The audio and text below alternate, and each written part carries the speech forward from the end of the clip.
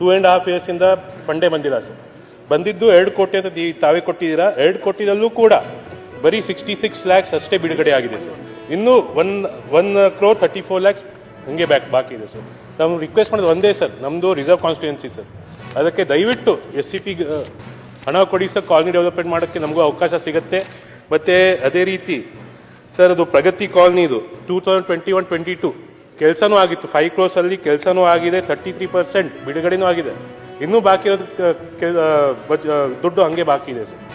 Contractor ಕೆಲಸ ಮಾಡಿ ಪಾಪ ಅವರು ಕಂಗಾಲಾಗಿದ್ದಾರೆ ಸರ್. ಅವ್ರು ದಿನ ಬಂದು ನಮ್ಮ ಹತ್ರ ಕೇಳ್ತಾರೆ ಬಿಲ್ ಆಗ್ತಿಲ್ಲ ಅಂತ. ನಾವು ಸುಮಾರು ಸಾರಿ ಬಂದಿದ್ದೀವಿ, ಕಮಿಷನರ್ ಹತ್ರ ರಿಕ್ವೆಸ್ಟ್ ಮಾಡ್ಕೊಂಡಿದ್ದೀವಿ. ದಯವಿಟ್ಟು ಆದಷ್ಟು ಬೇಗ ಇದು ಆಗ್ಬೇಕು ಸರ್.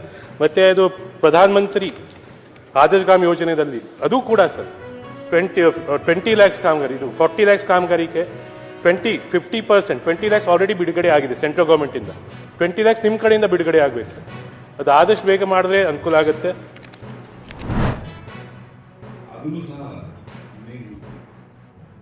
ಚಂದ್ರರಾಜು ಅವರು ವರದಿ ಮಾಡಿಕೊಂಡಿದ್ದು 26/11/2025 ಆದೇಶದಲ್ಲಿ 26/11/2025 ವರದಿ ಮಾಡಿಕೊಂಡಿದ್ದಾರೆ. ಇಲ್ಲಿ ಚಂದ್ರರಾಜು ಅವರದ್ದು ಪೋಸ್ಟೇ ಇಲ್ಲ. ಆದ ನಂತರ ಒಂದು ಮಾಡಿಫಿಕೇಶನ್ ಆರ್ಡರ್ ಬರುತ್ತೆ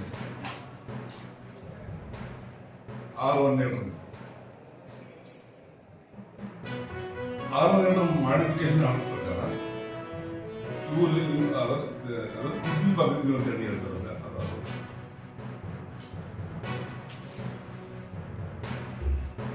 ಮಾನ್ಯ ಮುಖ್ಯ ಅಧಿಕಾರಿಗಳು ನನ್ನನ್ನು ರಿಲೀವ್ ಮಾಡಬೇಕಿದ್ರಿಂದ ಒಂದು ನಿಮಿಷ ಇದನ್ನು ತಾವು ನೋಡ್ಬೋದು. ಈ ಅಟೆಂಡೆನ್ಸ್ ಅಲ್ಲಿ 15ನೇ ತಾರೀಕು ಆರ್ಡರ್ ಆಗಿದೆ. ಈ 15ನೇ ತಾರೀಕು ಆರ್ಡರ್ ಆಗಿದೆ. ಈ 15ನೇ ತಾರೀಕು ಆರ್ಡರಲ್ಲಿ ನಾನು ಇಲ್ಲಿ ಕೆಲಸ ಮಾಡ್ತಾ ಇದ್ದೀನಿ. ಇದನ್ನು ತಾವು ನೋಡ್ಬೋದು. ಇರ್ಲಿದ್ರು ಅಲ್ಲ, ನನ್ನ ವರ್ಷ ನೀನ್ ಹೇಳಪ್ಪ, ನನ್ನ ವರ್ಷ ಹೇಳ್ತೀನಿ, ಆಮೇಲೆ ನೀನ್ ಹೇಳೋದೇ ಈಗ 15ನೇ ತಾರೀಕು ಇಲ್ಲಿ ನಾನು ಕೆಲಸ ಮಾಡ್ತಾ ಇದ್ದೆ. 15ನೇ ತಾರೀಕು ಕೆಲಸ ಮಾಡ್ತಿರ್ಬೇಕಾದ್ರೆ ಈ ಆದೇಶದಲ್ಲಿ ಒಂದಿದೆ, ಅವ್ರಿಗೆ ನೋಡ್ಬೋದು ಏನಂತ ಆದೇಶ ಹೇಳ್ತಾನೆ.